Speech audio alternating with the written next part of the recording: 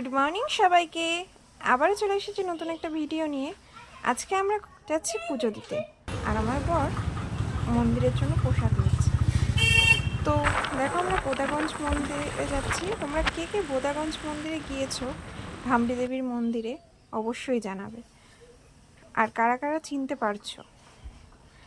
আমরা কিন্তু বিয়ের আগে এসেছি, বিয়ের পর এই প্রথম এলাম। দেখো মায়ের মুখ কতটা সুন্দর না। আমরা নমিতা ঘোষ, এই মালাটা নিজে হাতে বানিয়ে নিয়েছি।